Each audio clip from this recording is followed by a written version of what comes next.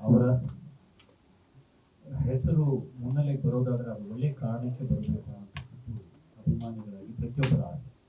ಆದರೆ ಅದ್ಯಾಕೋ ಗೊತ್ತಿಲ್ಲ, ಪ್ರತಿ ಸಾರಿ ವಿವಾದಕ್ಕೆ ಅದು ಬ್ರೇಕಿಂಗ್ ನ್ಯೂಸ್ ಆಗ್ತಿದೆ, ವಿವಾದಕ್ಕೆ ಮುಖಪುಟ ಸುದ್ದಿ ಆಗ್ತಿದೆ.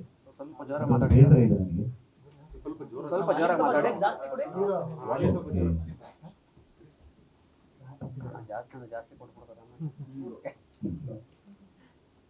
ವಿವಾದಗಳ ಸಂದರ್ಭದಲ್ಲಿ ಮಾತ್ರ ಅವರ ಹೆಸರು ಮುನ್ನೆಲೆಗೆ ಬರ್ತದಂಥದ್ದು ಬಹಳ ನೋವಿನ ವಿಷಯ.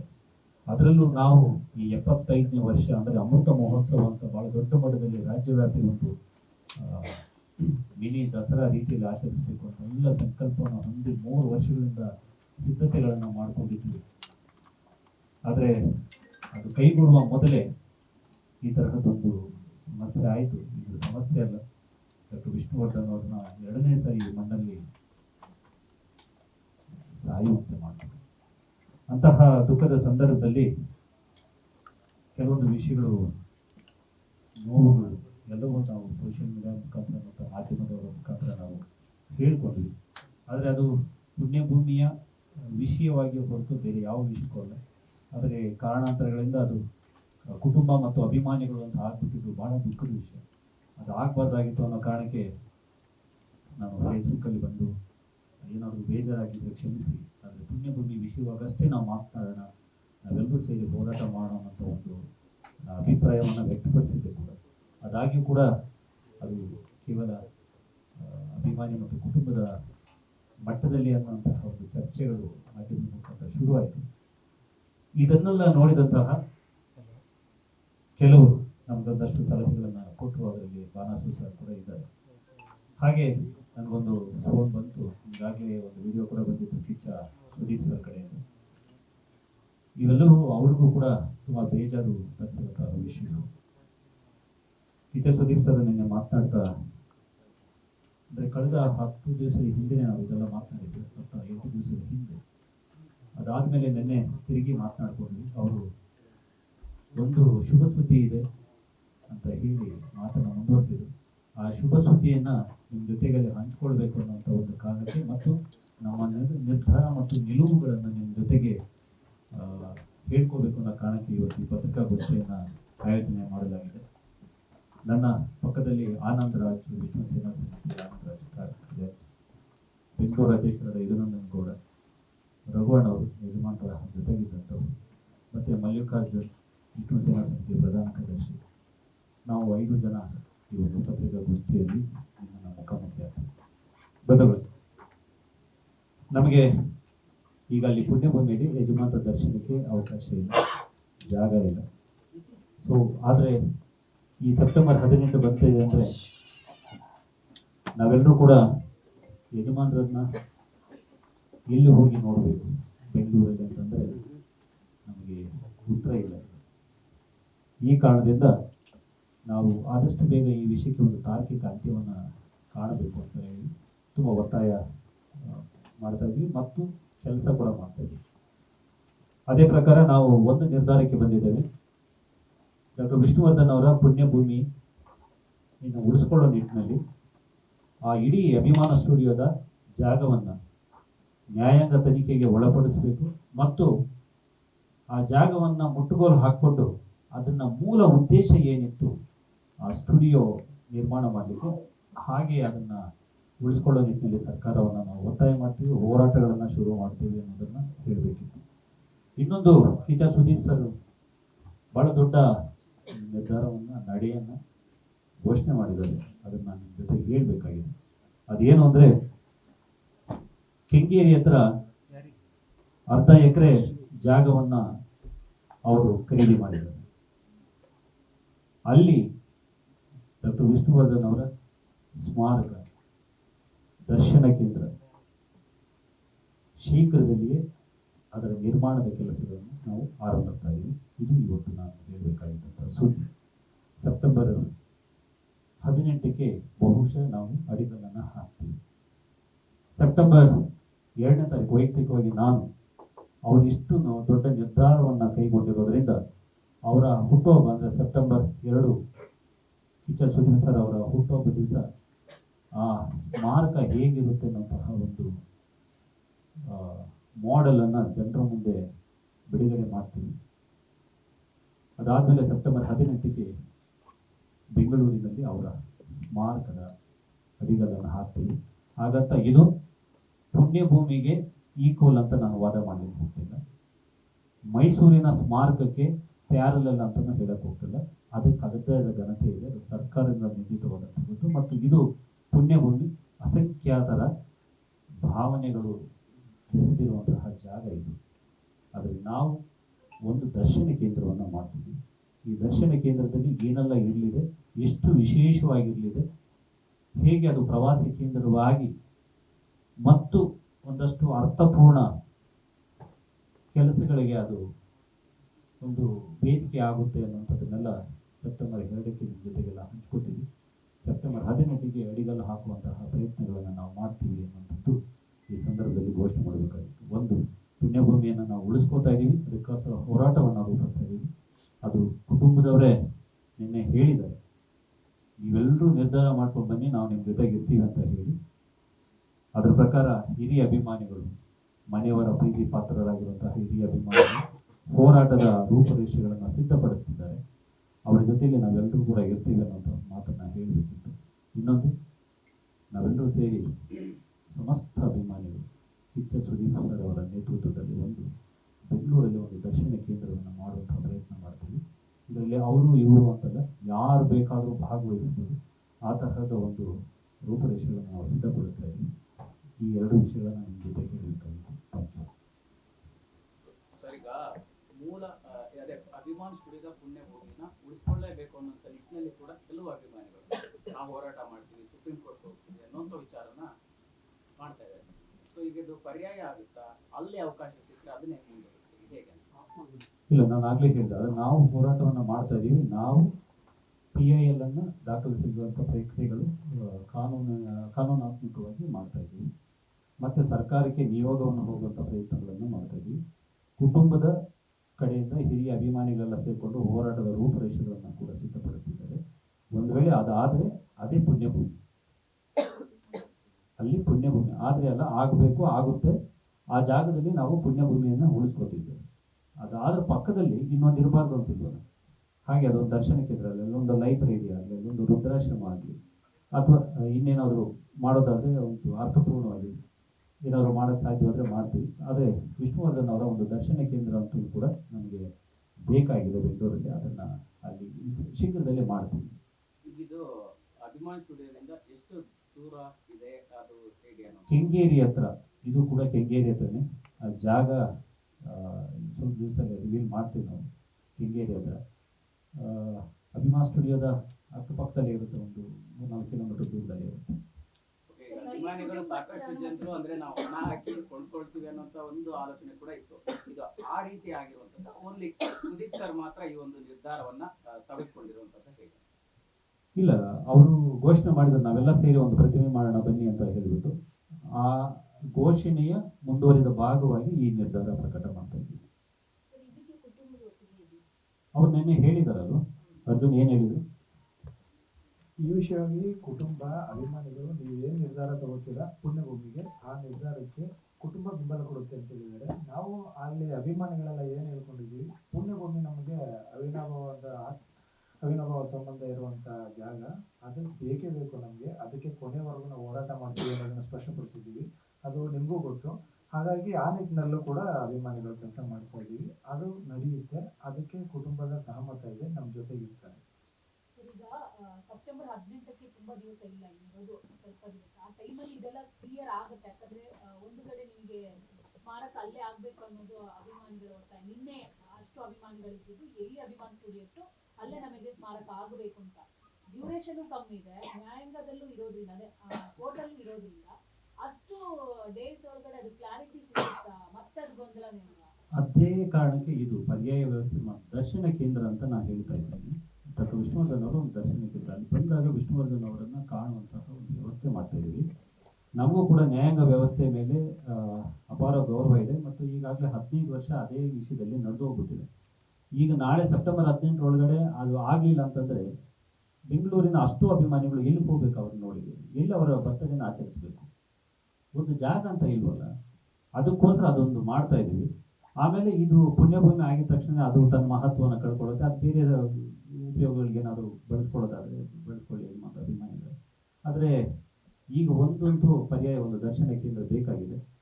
ರಾಜ್ಯದ ಯಾವುದೋ ಕಡೆಯಿಂದ ಬಂದಂತಹ ವ್ಯಕ್ತಿಗಳು 600-700 ಕಿಲೋಮೀಟರ್, ಕರ್ನಾಟಕ ಅಂದರೆ ಬರೀ ಬೆಂಗಳೂರಲ್ಲ, ದೂರದ ಊರುಗಳಿಂದ ಬರ್ತಾರೆ. ಅವರು ಬೆಂಗಳೂರು ಬಂದು ಮತ್ತೆ ತಿರುಗಿ ಇನ್ನೊಂದು 200 ಕಿಲೋಮೀಟರ್ ಹೊರಗಡೆ ಹೋಗಿ ಡಾಕ್ಟರ್ ವಿಷ್ಣುವರ್ಧನ್ ಅವ್ರು ನೋಡಬೇಕು ಅನ್ನೋಂತಹ ತಾಪತ್ರೆ ಸ್ವಲ್ಪ ಕಷ್ಟ ಆಗ್ತಿತ್ತು. ಅದಕ್ಕೆ ಇದು ಮಾಡಿದ್ವಿ.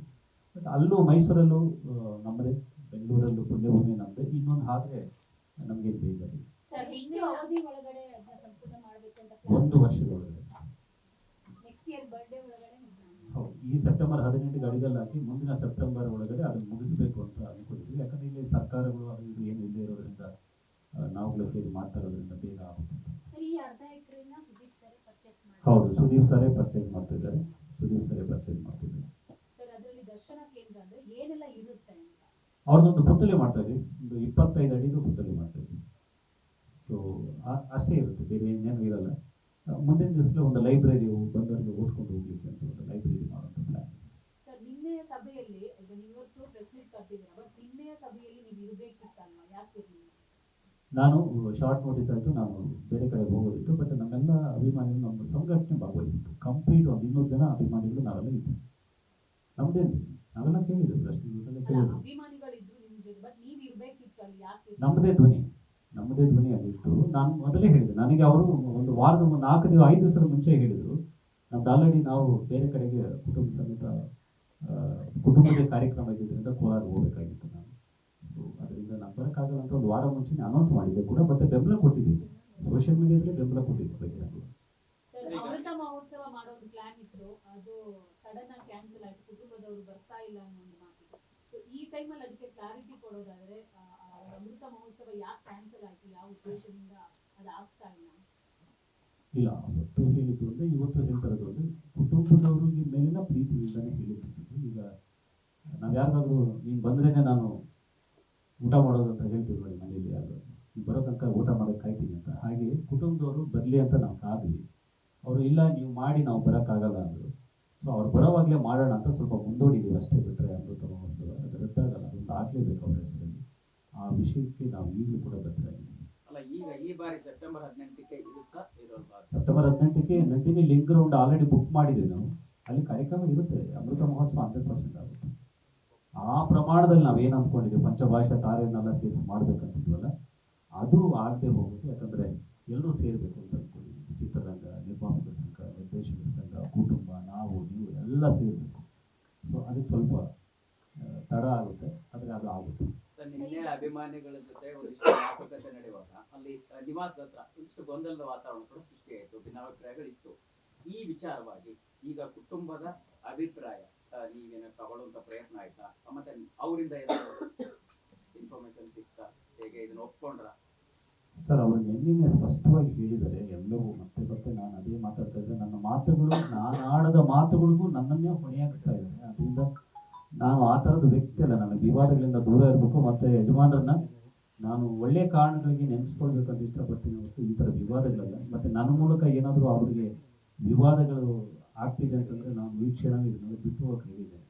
ಆದರೆ ಸಮಸ್ಯೆ ಏನಂದರೆ ಇಷ್ಟೆಲ್ಲ ಇಲ್ಲಿ ತನಕ ತಗೊಬಂದು ಅರ್ಧದಲ್ಲೇ ಬಿಟ್ಟು ಹೋದರೆ ಅದೊಂದು ಅಪವಾದ ಅನ್ನೋ ಕಾರಣಕ್ಕೆ ಈಗ ಉಳಿದಿದ್ದೇನೆ ಹೊರತು ಇಷ್ಟೆಲ್ಲ ನೋಯಿಸಬೇಕಾಗಿಲ್ಲ, ನೊಂದ್ಕೋಬೇಕಾಗಿಲ್ಲ ನಾವುಗಳು ಕೂಡ. ಅವ್ರು ನಿನ್ನೆ ಹೇಳಿದ್ದಾರೆ, ಬೇರೆ ಕಡೆಗೆ ಪುತ್ಥಳಿ ಪ್ರತಿಮೆ ಏನಾದರೂ ಮಾಡೋದಾದರೆ ಮಾಡಲಿ, ಸಂತೋಷ. ಬಟ್ ಅದು ಮೈಸೂರು ಸ್ಮಾರಕಕ್ಕೆ ಈಕ್ವಲ್ ಅಲ್ಲ, ಪುಣ್ಯಭೂಮಿಗೂ ಅಲ್ಲ ಅನ್ನೋಂಥದ್ದು ಹೇಳಿದ್ದಾರೆ. ಅದೇ ಮಾತನ್ನು ನಾನು ಹೇಳಿದೆ. ಈಗ ಅದು ಪುಣ್ಯಭೂಮಿಗೆ ಈಕ್ವಲ್ಲು ಅಲ್ಲ, ಅದು ಮೈಸೂರಿಗೆ ಪ್ಯಾರಲಲ್ಲೂ ಅಲ್ಲ. ಇದು ಬೆಂಗಳೂರಿನ ಒಂದು ದರ್ಶನ ಕೇಂದ್ರ ಅಂತ ಸಿಂಪಲ್ ವರ್ಡ್ ಆಗಿರುತ್ತೆ ಅಷ್ಟೇ. ದರ್ಶನ ಕೇಂದ್ರಕ್ಕೆ ಖರ್ಚಾಗುವಂತ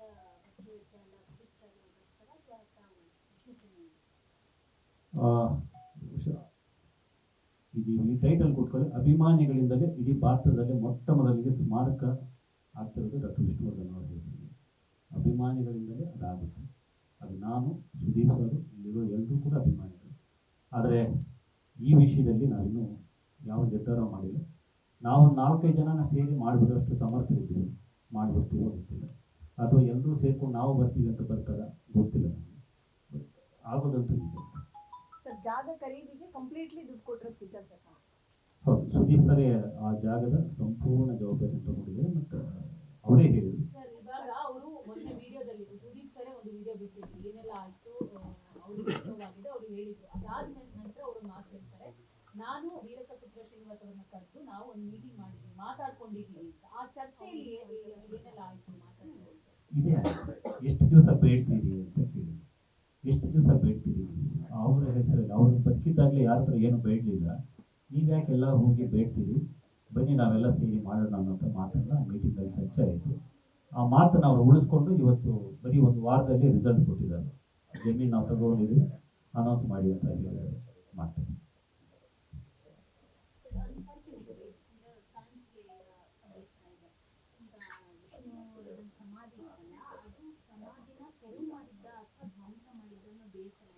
ಧ್ವಂಸ ಅನ್ನೋದಾದ್ರೆ ಖಂಡಿತವಾಗ್ಲೂ ಅದನ್ನ ಕೈ ಇಟ್ಕೊಳ್ಳಲ್ಲ ತೆರವು ಅನ್ನೋದಾದ್ರೆ ಒಂದ್ ಕಡೆ ಎಲ್ಲ ಶಿಫ್ಟ್ ಆಗಿದ್ಯಾ ಆಗಲ್ಲ ಇದ್ದೇ ಇರುತ್ತೆ. ಯಾಕಂದ್ರೆ ಒಂದು ಮಾನವೀಯತೆ ಅಂತ ಇರುತ್ತಲ್ಲ, ಕೆಲವೊಂದು ಅಭಿಮಾನಿಗಳು ಹೊರತಾಗಿನೂ ಒಂದು ಮಾನವೀಯತೆ ಅಂತ ಇರುತ್ತಲ್ಲ, ಆ ಪ್ರಶ್ನೆ ಇದೆ. ತಮ್ಗೇನೋ ಐಡಿಯಾ ಇದೆಯಾ ಅದು ಅಂತ ಶಿಫ್ಟ್ ತೆರವು ಬೇರೆ ಕಡೆ ಶಿಫ್ಟ್ ಮಾಡಿದ್ದಾರೆ? ಈಗ ಆಗಿದ್ದು ನೆಲಸಮ ಅಲ್ವಾ, ಅದು ರಾತ್ರೋರಾತ್ರಿ ಅವರು JCB ಮುಖಾಂತರ ನೆಲಸಮ ಆಗಿದ್ದು. ನೆಲಸಮ ಅಂದರೆ JCBಗಳಲ್ಲೇ ತೆಗೆದಿದ್ದಾರೆ. ಅದು 3:30 ಏನು ಇಲ್ಲ, ಒಂದು ಅವಶೇಷವೂ ಉಳಿಸಿಲ್ಲ. ನಾನು ಅದಕ್ಕೆ ಪೊಲೀಸ್ ಸ್ಟೇಷನಲ್ಲಿ ಮಾರನೇ ದಿವಸ ಬೆಳಿಗ್ಗೆ 10 ಗಂಟೆಗೆಲ್ಲ ಅದು ಹೇಗೆ ನೀವು ಡೆಮಾಲಿಷ್ ಮಾಡಿದ್ರಿ ಅದು ವಿವರ ಕೊಡಿ, ಮತ್ತು ಅಲ್ಲಿ ಅಸ್ಥಿ ಇತ್ತಲ್ವ ಅದೇನು ಮಾಡಿದ್ರಿ ಅಂತ ಹೇಳ್ಬಿಟ್ಟು ನಾನು ಪತ್ರ ಕೊಟ್ಟಿದ್ದೀನಿ ಪೊಲೀಸ್ ಸ್ಟೇಷನ್ಗೆ, ನಿಮಗೂ ಗೊತ್ತಿದೆ ಅದು. ಸೊ ಪೊಲೀಸ್ ಅವರು ಅದನ್ನು ತಿಳಿಸ್ತೀವಿ ಅಂತ ಹೇಳ್ಬಿಟ್ಟು ಅಕ್ನಾಲಜ್ಮೆಂಟ್ ಕೂಡ ಕೊಟ್ಟಿದ್ದಾರೆ, ನಾವು ಫಾಲೋ ಅಪ್ ಆಗಿದ್ದೀವಿ. ಅದು ವಿಷಯ ತಿಳಿದ ತಕ್ಷಣವೇ ನಾವು ಹೇಳ್ತೀವಿ, ಅದಿಲ್ಲ ಅಂತಂದ್ರೂ ಕೂಡ ಕೋರ್ಟ್ ಮುಖಾಂತರ ಹೋಗಿ ಆದರೂ ಆ ವಿಷಯಗಳನ್ನು ನಾವು ಸ್ಪಷ್ಟನೆ ತಗೋತೀವಿ.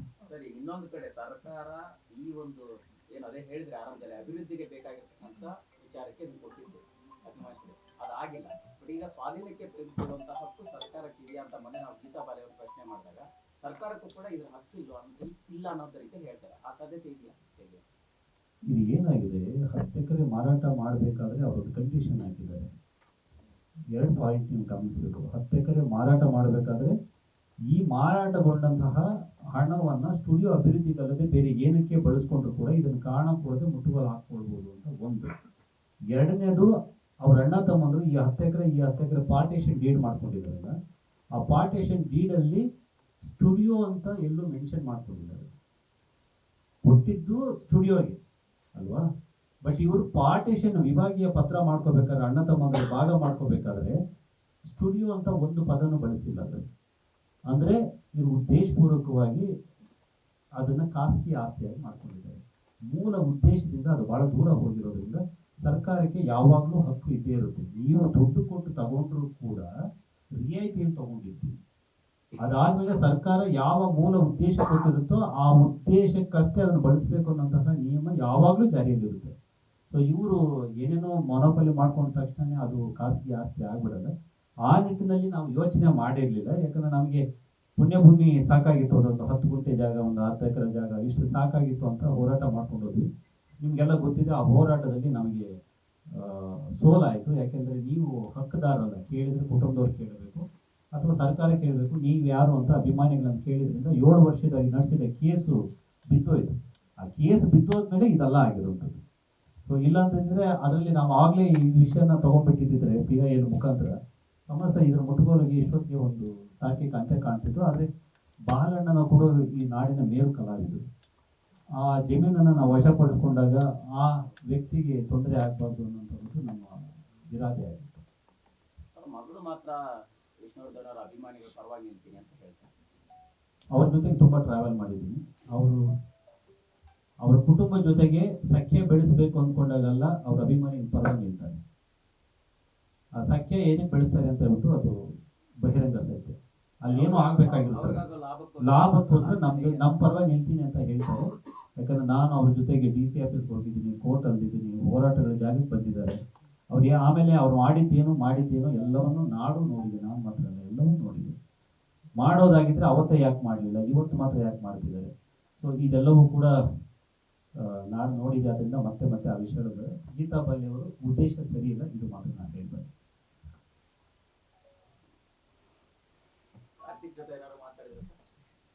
ಇಲ್ಲ, ಸಂಜೆ ಫೋನ್ ಮಾಡ್ತಾ ಇರ್ಬೇಕಾದ್ರೆ K. ಮಂಜು ಅವರು ಹೇಳಿದ್ರು ಕಾರ್ತಿಕ್ ಜೊತೆಗೆ ನಾನು ಮಾತನಾಡಿದ್ದೀನಿ ಅಂತ ಹೇಳಿ. ಆ ಸಂಬಂಧಪಟ್ಟಾಗಿ ಅವರು ಕೂಡ ಮುಂದುವರಿಸ್ತಿದ್ದಾರೆ. ಈಗ ನಾಳೆ ಮಂಜು ಅವರು ಕೂಡ ಸುದ್ದಿಗೋಷ್ಠಿ ಮಾಡ್ತಾರೆ, ಯಾಕೆ ಅಭಿಮಾನಿಗಳೆಲ್ಲ ಒಟ್ಟಾರೆಯಾಗಿ ಈ ಸುದ್ದಿಗೋಷ್ಠಿ ಮಾಡಲಿಲ್ಲ? ನಾನು ಅವ್ರ ಜೊತೆಗೆ ಹೋಗ್ಲಿಕ್ಕೆ ರೆಡಿ ಇದ್ದೀನಿ. ಇದು ಒಂದು ಖಾಸಗಿ ವಿಷಯ, ಇದನ್ನು ಹೇಳಬೇಕಿತ್ತು. ಸೊ ಪುಣ್ಯಭೂಮಿ ವಿಷಯಕ್ಕೆ ಎಲ್ಲರೂ ಒಗ್ಗಟ್ಟಾಗಿ ಹೋಗ್ತೀವಿ, ಎಲ್ಲರೂ ಒಗ್ಗಟ್ಟಾಗಿ ಹೋಗ್ತೀವಿ.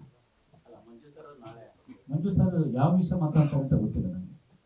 ಸರ್, ಅಭಿಮಾನಿಗಳಲ್ಲೇ ಎರಡು ಭಾಗಗಳಿದ್ಯಾ, ವಿಭಾಗಗಳಿದ್ಯಾ, ಹೆಂಗೆ? ಅದೇ ಆ ವಿಷಯ ಚರ್ಚೆಗೆ ಬರಬಾರ್ದು ಅಂತಾನೆ ನಾನು ಸೋಷಿಯಲ್ ಮೀಡಿಯಾಗೆ ಹೋಗಿದ್ದು.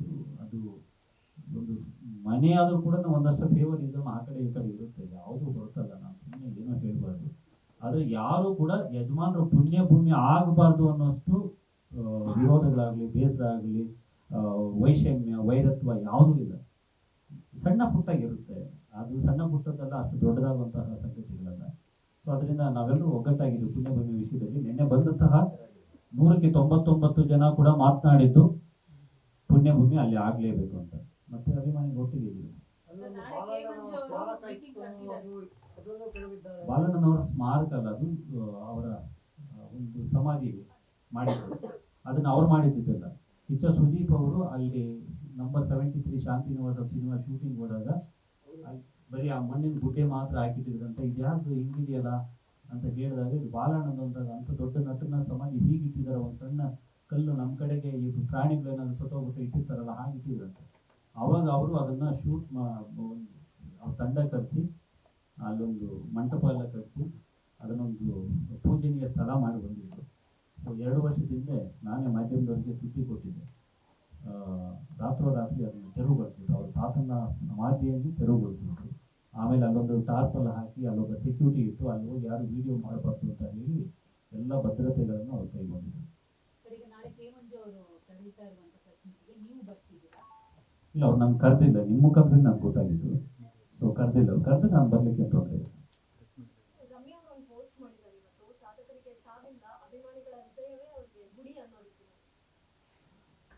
ಪ್ರತಿ ನಟರು, ಪ್ರತಿ ರಾಜಕಾರಣಿಗಳು ಅವರಿಗೆ ಪ್ರಶಸ್ತಿ ಕೇಳಕ್ ಹೋದಾಗ ಹೇಳೋ ಮಾತು ಅವರ ಪ್ರಶಸ್ತಿಗಳನ್ನು ಮೀರಿದವರು ಅಂತ. ಪ್ರತಿ ಸಲ ಅವ್ರಿಗೇನಾದ್ರು ಸ್ಮಾರಕದ ವಿಷಯ ಮಾಡಿಕೊಡಿ ಅಂದರೆ ಸ್ಥಾವರ ಕಲಿಯುವಂತೂ ಜಂಗಮ ಕಲಿಯಿಲ್ಲ ಅನ್ನೋದು. ಬನ್ನಿ ಹಾಗಾದ್ರೆ ಈ ನಾಡಿನ ಎಲ್ಲ ಸಾಧಕರ ಪ್ರಶಸ್ತಿಗಳನ್ನು ವಾಪಸ್ ತಗೋಬಿಡೋಣ. ಯಾಕಂದ್ರೆ ಅವರೆಲ್ಲ ಪ್ರಶಸ್ತಿ ಜನರಿಗಿಂತ ದೊಡ್ಡವರ ಪ್ರಶಸ್ತಿ. ಬನ್ನಿ ಎಲ್ಲ ಸಾಧಕರ ಸ್ಮಾರಕಗಳನ್ನು ಒಡೆದಾಕ್ಬಿಡೋಣ. ಯಾಕಂದ್ರೆ ಸ್ಥಾವರ ಕಲಿಯುವಂತೂ ಜಂಗಮ ಕಲಿಯುವ. ಸೊ ವಿಷ್ಣುವರ್ಧನ್ ಅವ್ರು ಕೇಳಕ್ ಬಂದಾಗ ಮಾತ್ರನೇ ಇವೆಲ್ಲವೂ ನೆನಪಾಗುತ್ತೆ, ಈ ಸ್ಲೋಗನ್ಸ್ ಎಲ್ಲ ನೆನಪಾಗುತ್ತೆ. ಯಾಕೆ ಅಂತ ನಾವು ಯಾಕೆ ಹೇಳಿ, ಬೇರೆಯವ್ರಿಗೆಲ್ಲದಕ್ಕೂ ಆಗ್ಬೋದಾ, ಇವ್ರಿಗೆ ಮಾತ್ರ ಬೇಡವಾ? ಅಲ್ಲ, ನೇರವಾಗಿ ಉಪೇಂದ್ರ ಅವರಿಗೆ ನೀವು ಸೋಷಿಯಲ್ ಮೀಡಿಯಾದಲ್ಲಿ ರಿಯಾಕ್ಟ್ ಮಾಡಿದ್ರಿ ಸರ್. ಅಂದ್ರೆ ಕೆಲವು ನಟರಲ್ಲಿ ಸುಮ್ಮನೆ ಅಂದ್ರೆ ಹೇಳ್ತಾರೆ ಬರಲ್ಲ ಅನ್ನೋ ರೀತಿಯ ಬೆಳವಣಿಗೆಗಳಾಗಿದೆಯಾ ನಿಮ್ಮ ಅನುಭವಕ್ಕೆ ಬಂದಂಗೆ? ನನ್ನ ಅನುಭವಕ್ಕೆ ಬಂದಂಗಲ್ಲ ಸರ್. ಬಹುತೇಕರು ಈ ವಿಷಯದಿಂದ ಅಂತರ ಕಾಪಾಡ್ಕೊಂಡಿದ್ದಾರೆ. ಬಹುತೇಕರು ಅಂತರ ಕಾಪಾಡ್ಕೊಂಡಿದ್ದಾರೆ, ನಮ್ಗೆ ಯಾಕೆ ಬೇಕು ಅನ್ನೋ ಅರ್ಥದಲ್ಲಿದ್ದಾರೆ. ಸೊ ಅದನ್ನು ನಾನು ಬಲವಾಗಿ ಖಂಡಿಸ್ತೀನಿ. ಚಿತ್ರರಂಗದ ಹಿರಿಯಣ್ಣ ಅವರ ವಿಷಯದಲ್ಲಿ ಇಷ್ಟು ಅವಮಾನ ಆದಾಗ ಅದು ಅವ್ರಿಗೆ ಆದ ಅವಮಾನ ಥರ ಅವರೆಲ್ಲ ಭಾವಿಸ್ಬೇಕಾಗಿತ್ತು. ಆದರೆ ಬೆರಳೆಣಿಕೆಯ ಜನ ಬಿಟ್ಟು ಯಾರೂ ಆ ವಿಷಯವಾಗಿ ಧ್ವನಿ ಎತ್ತಲಿಲ್ಲ. ಆ ಬಗ್ಗೆ ನನಗೆ ಭಾಳನೇ ಬೇಸರ ಇದೆ. ಚಿತ್ರರಂಗ ಇಷ್ಟೊಂದು ನೈತಿಕ ಪ್ರಜ್ಞೆಯನ್ನು ಕಳ್ಕೋಬಾರ್ದಾಗಿತ್ತು. ಯಾಕೆ ಸರ್ ಕಲಾವಿದರಲ್ಲೇ ಒಗ್ಗಟ್ಟಿಲ್ಲ ಅಂತ ಹೇಳಿ, ಯಾವುದಾದ್ರು ಒಂದು ಕಾರ್ಯಕ್ರಮ ಮಾಡಿದಾಗ ಕಲಾವಿದರ ಸಂಘದಲ್ಲಿ ಅಥವಾ ಯಾರಾದ್ರೂ ಸತ್ತಾಗ ನಮನ ಕಾರ್ಯಕ್ರಮ ಮಾಡಿದಾಗ ಒಂದಷ್ಟು ಜನ ಬಂದ್ರೆ ನಿಮ್ಮಿದ್ದವ್ರು ಬರೋದೇ ಇಲ್ಲ. ಅಂದ್ರೆ ಯಾಕೆ ಭಿನ್ನಾಭಿಪ್ರಾಯಗಳು ಕಲಾವಿದರಲ್ಲಿ? ಅದನ್ನ ಹೇಳಕ್ ನಾನು ಚಿತ್ರರಂಗನಲ್ಲ ಸರ್, ನಾನು ಚಿತ್ರರಂಗವನ್ನ. ನಾನು ಅಭಿಮಾನಿ ಸಂಘದ ಒಂದಷ್ಟು ಸಾಹಿತ್ಯದ ಕೆಲಸವನ್ನು ಮಾಡ್ಕೊಂಡಿದ್ದೀನಿ. ಸಾಹಿತಿ ಬಹಳ ಒಳ್ಳೆಯ ಸಾಂಗತ್ಯ ಇದೆ ನನಗೆ. ಆ ವಿಷಯದ ಬಗ್ಗೆ ನಾನು ಮಾತನಾಡಬಲ್ಲೆ. ಸಿನಿಮಾದು ನನ್ನ ವ್ಯಾಪ್ತಿ ಮೀರಿತ್ತು ಸರ್. ಅದು ಸರ್, ಈಗ ಕೋರ್ಟ್ನಲ್ಲಿ ಅವ್ರದ್ದು ಆ ಜಾಗ ಅವ್ರದ್ದು ಅಂತ ಆದ್ರೆ ಯಾವುದೇ ಸರ್ಕಾರಿ ರೀತಿಯಲ್ಲಿ ಕೋರ್ಟ್ನಲ್ಲಿ ಬಂದರೂ ಕೂಡ ಅದನ್ನ ಮಾಡಬೇಕಾಗಿತ್ತು. ರಾತ್ರೋರಾತ್ರಿ ಆ ರೀತಿ ಕ್ರಮವನ್ನ ತೆಗೆದುಕೊಂಡಿರ್ತಾರೆ ಅವರು. ಅದ್ರ ಮಾಹಿತಿ ಕೊಡದೆ ಅನ್ನುವಂಥದ್ದು ಗಮನಕ್ಕೆ ಬಂದಿರುವಂಥದ್ದು. ಅಭಿಮಾನಿಗಳನ್ನ ಪ್ರಶ್ನೆ ಮಾಡಕ್ ಹೋದಾಗ ಕೂಡ ಅವ್ರನ್ನ ಕರೆಸಿ ವಿಚಾರಣೆಯನ್ನ ಮಾಡೋ ಕೆಲಸ ಪೊಲೀಸರು ಮಾಡಿದ್ರು. ಆ ಬಗ್ಗೆ ಏನಾದ್ರು ನೀವು ಕ್ರಮ ತಗೊಂಡ್ರ? ಕಾನೂನು ಕ್ರಮ ಆ ರೀತಿ ಮಾಡಿರೋದು ಕಾನೂನಾತ್ಮಕವಾಗಿ ರಾತ್ರಿ ಮಾಡೋ ಹಾಗಿಲ್ಲ ಅಂತಾರ? ಇಲ್ಲ, ಅವರು ಹೇಳ್ತಿರೋದು ಕೋರ್ಟ್ ಆರ್ಡರ್ ಪ್ರಕಾರ ಡಿ ಸಿ ಅವರಿಗೆ ನಾವು ಮನವಿ ಕೊಟ್ಟು ಡಿ ಸಿಯಿಂದಲೇ ಪರ್ಮಿಷನ್ ತೊಗೊಂಡು ಪೊಲೀಸರನ್ನು ನಿಯೋಜನೆ ಮಾಡ್ಕೊಂಡು ಮಾಡಿದ್ವಿ ಅಂತ ಹೇಳಿ ಒಂದು ಅಫಿಡವಿಟನ್ನು ಕೊಟ್ಟಿದ್ದಾರೆ, ಮತ್ತು ಎಲ್ರಿಗೂ ಹೇಳಿದ್ದಾರೆ ಕೂಡ ಅಲ್ಲಿ ಹೋದಂಥ ಎಲ್ರಿಗೂ ಕೂಡ. ಸೊ ನಮ್ಮ ಪ್ರಶ್ನೆ ಇರುವಂಥದ್ದು ಅಟ್ಲೀಸ್ಟ್ ಹೀಗೆ ಆರ್ಡರ್ ಬಂದ ಮೊದಲನೇದಾಗಿ ಇವರು ಫಸ್ಟ್ ಆ ಆರ್ಡ್ರನ್ನ ಇವರು ಕೋರ್ಟ್ಗೆ ಹೋಗಿದಾರಲ್ಲ, ಅಲ್ಲೊಂದು ಅನಧಿಕೃತ ಕಟ್ಟಡ ಇದೆ, ಇಲ್ಲಿಗಲ್ ಕನ್ಸ್ಟ್ರಕ್ಷನ್ ಇದೆ ಅಂತ ಹೇಳ್ಬಿಟ್ಟು ಹೋಗಿದ್ದಾರೆ. They have not mentioned it's a memorial of Dr. Vishnuvardhan. Instead of that, they have mentioned it's a illegal construction. We want to demolish that and give the permission. So ಹೀಗೆ ಹೇಳಿರೋದ್ರಿಂದ court ಅದನ್ನು ಪರಿಗಣನೆ ಮಾಡಿಕೊಂಡು illegal construction ಅನ್ನ remove ಮಾಡಕ್ಕೆ ಹೇಳಿದೆ. ಮೊದಲನೇದಾಗ ಅವ್ರು ಹೋಗಿದ್ದಾರೆ ಅಂತಂದ್ರೆ ಅವ್ರು ದೂರ ತರ್ತಾನೆ. ಅದು ಕೋರ್ಟ್ಗೆ ಆ ಅರ್ಜಿ ಬರೆಯುವಾಗ ಅವರು ಅದನ್ನ ಮರೆಮಾಚಿದ್ದಾರೆ ಅಂತಂದ್ರೆ ಅವ್ರಿಗೆ ತಪ್ಪು ಮಾಡ್ಬೇಕನ್ನೋ ಉದ್ದೇಶ ಇಟ್ಕೊಳ್ತಾನೆ.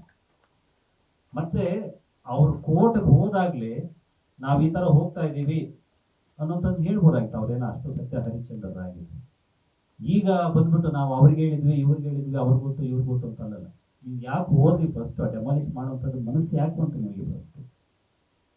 ಅದು ರಾತ್ರೋರಾತ್ರಿ ತೆರವುಗಳು ಹಗಲಲ್ಲಿ ತೆರವುಗೊಳಿಸಿದ್ರೆ ಸಾವಿರಾರು ಜನ ಬರ್ತಿದ್ರು, ದೊಡ್ಡ ಗಲಾಟೆ ಆಗ್ತಿತ್ತು. ಕೋರ್ಟ್ ಆರ್ಡರ್ ಹೇಗೇನೆಸ್ಟ್ ಯಾರು ಮಾತಾಡ್ತಾ ಇರಲಿಲ್ಲ, ಅದೇ ಆಗ್ತಿತ್ತು. ಬಟ್ ಗಲಾಟೆಗಳು ಸ್ವಲ್ಪ ಜೋರಾಗ್ತಿತ್ತು. ಆದರೆ ನೀವು ಹೋಗಿದ್ದು ಯಾಕೆ ಕೋರ್ಟ್ಗೆ ಅನ್ನೋಂಥದ್ದು ನಮ್ಮ ಪ್ರಶ್ನೆ. ನೀವು ಹೋಗಿದ್ದೀರಿ ಅಂತಂದ್ರೆ ನಿಮ್ಮ ಮನಸ್ಸಲ್ಲಿ ಸ್ವಾರ್ಥ ಇದೆ, ನಿಮ್ಮ ಮನಸ್ಸಲ್ಲಿ ವಾಣಿಜ್ಯಾತ್ಮಕ ಉದ್ದೇಶಗಳಿದ್ದಾವೆ, ನಿಮ್ಮ ಮನಸ್ಸಲ್ಲಿ ಸಾಧಕರ ಬಗ್ಗೆ ಗೌರವ ಇಲ್ಲ. ಇದು ನಾವು ಬಂದಿರುವಂತಹ ತೀರ್ಮಾನ. ನಾವು ಇಂತಹ ತೀರ್ಮಾನಕ್ಕೆ ಬಂದಿದ್ದೀವಿ. ಸರ್, ಅಭಿಮಾನಿ ಸಂಘದ ರಿಲೇಟೆಡ್ ಅಧ್ಯಕ್ಷರಾಗಿದ್ದಾರೆ. ನಿಮ್ಮ ಸುದ್ದಿಗೆ ಇಬ್ಬರು ಅಭಿಮಾನಿಗಳಿಗೆ ಹೋಗಿದೆ ಕೋರ್ಟ್ ನೋಟಿಸ್, ಡಿಸೆಂಬರ್ ತಿಂಗಳಲ್ಲೇ ಹೋಗಿದೆ ಅಂತ ಒಬ್ರು ಅಭಿಮಾನಿ ಮೊನ್ನೆ ಹೇಳ್ಕೊಂಡ್ರು. ಆ ಟೈಮಲ್ಲೇ ಹೇಳ್ತಿದ್ರೆ ನಾವು ಹೋರಾಟ ಮಾಡ್ತಿದ್ವಿ, ಯಾವ ಅಭಿಮಾನಿಗಳಿಗೂ ಅದನ್ನ ತಿಳಿಸಿಲ್ಲ ಅಂತ ಒಂದು ಅಭಿಮಾನಿ ಹೇಳಿದ್ದಾರೆ. ಇಲ್ಲ, ಇದು ಸುಳ್ಳು. ಅಂದ್ರೆ ಒಂದು ದೊಡ್ಡ ವಿಷಯ ಏನೋ ನಡೆದಾಗ ಒಂದಷ್ಟು ರೂಮರ್ಸ್ ಎಲ್ಲ ಹರಿದಾಡುತ್ತಲ್ಲ, ಹಾಗೆ ಹರಿದಾಡಿದೆ ಅಷ್ಟೇ.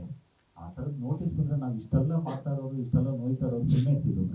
ನಮ್ಗೆ ಗೊತ್ತೇ ಇಲ್ಲ ವಿಷಯ ಇದೇನಾಗಿದೆ. ನಾವು ಮೊದಲು 7 ವರ್ಷ ಒಂದು ಕೇಸ್ ನಡೆಸಿದ್ವಲ್ಲ, ಅದು ಇದನ್ನು ಕೇಳಿದರೆ ಕುಟುಂಬದವ್ರು ಕೇಳಬೇಕು ಅಥವಾ ಸರ್ಕಾರ ಕೇಳಬೇಕು ಅಂತ ಹೇಳಿದ್ರಲ್ಲ, ಆವಾಗ ಆ ಕೇಸಿಂದ ನಾವು ಹೊರಗಡೆ ಬಂದು, ಅಂದರೆ ನಮಗೆ ಸೋಲಾಯಿತು.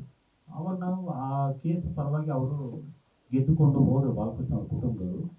ಅದಾದಮೇಲೆ ಇವರು ಅಪೀಲ್ ಹೋಗಿರೋದು ಬೇರೆ ಕೇಸ್ ಮುಖಾಂತರ. ಅವ್ರದ್ದು ಅಣ್ಣ ತಂಗಿಯರು ಜಗಳದ್ದು ಒಂದು ಕೇಸ್ ಇತ್ತಲ್ಲ, ಆ ಕೇಸ್ ನಂಬರಲ್ಲಿ ಇವರು ಎಂಟ್ರಿ ಆಗಿದ್ದಾರೆ. ನಮಗೆ ಹಳೆ ಕೇಸಲ್ಲಿ ಇವ್ರು ಬಂದಿದ್ದಿದ್ರೆ ನಮ್ಗೆ ಅಟ್ಲೀಸ್ಟ್ ಗೊತ್ತಾಗ್ತಿದೆ, ನಮ್ಮ ಲಾಯರ್ಗಾದ್ರೂ ಗೊತ್ತಾಗ್ತಿದ್ದಿಲ್ಲ ಏನೋ ಬೆಳವಣಿಗೆ ಆಗ್ತಿದೆ ಅಂತ ಹೇಳಿ. ಬಟ್ ಇವರು ಬೇರೆ ಕೇಸು ನಂಬರನ್ನು ಹಾಕ್ಕೊಂಡು ಅಲ್ಲಿ ಹೋಗಿ ಈ ಡೆಮಾಲಿಷನ್ಗೆ ಪರ್ಮಿಷನ್ ತೊಗೊಂಡಿದ್ದಾರೆ.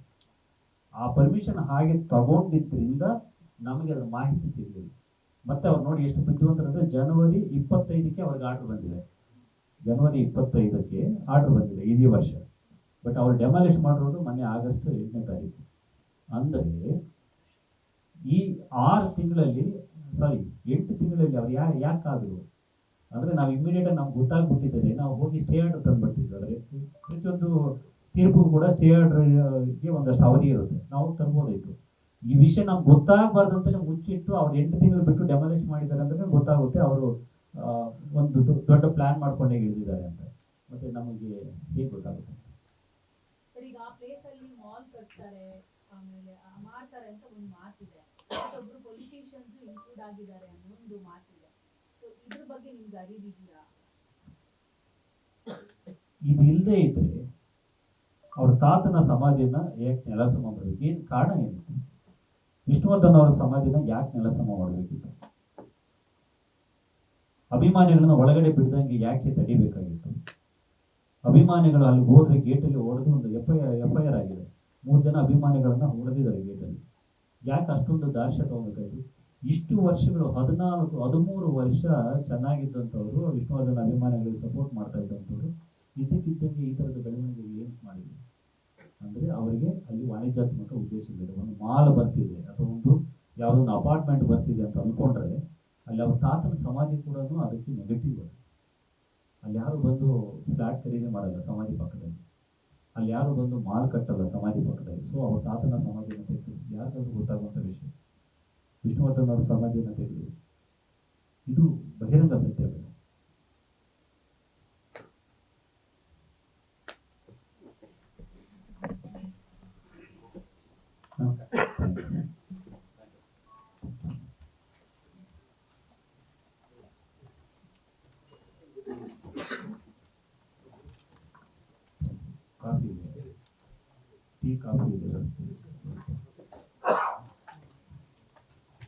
ದಯವಿಟ್ಟು ಒಂದು ಆಫ್ ದ ರೆಕಾರ್ಡ್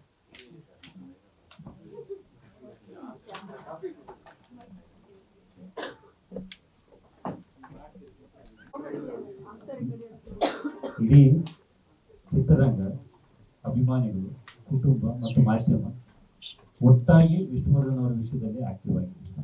ನಿಮ್ಗೆ ಗೊತ್ತಿದೆ, 4 ಜನ ಬಹಳ ನೀಟಾಗಿ ಕೆಲಸ ಮಾತಾಡಿ ಯಜಮಾನರಿಗೋಸ್ಕರ ನಾವು ಮಾತಾಡಿರೋದು. ಆದರೆ ದುರ್ದೈವವಶ ನನ್ನ ಮತ್ತು ಕುಟುಂಬದವರ ಇದೇ ಥರ ಬಿದ್ದಿತ್ತು, ಭಾಳ ನೋವಾಗುತ್ತೆ. ಅದರಿಂದ ನನಗೇನಿಲ್ಲ, ನಾವು ಹೋರಾಟಗಳಿದ್ದಂಥವ್ರು ಆ ಸಣ್ಣ ಪುಟ್ಟ ವಿವಾದಗಳೆಲ್ಲ ಒಂದು ಸ್ಥಿತಿಯಲ್ಲಿಲ್ಲ.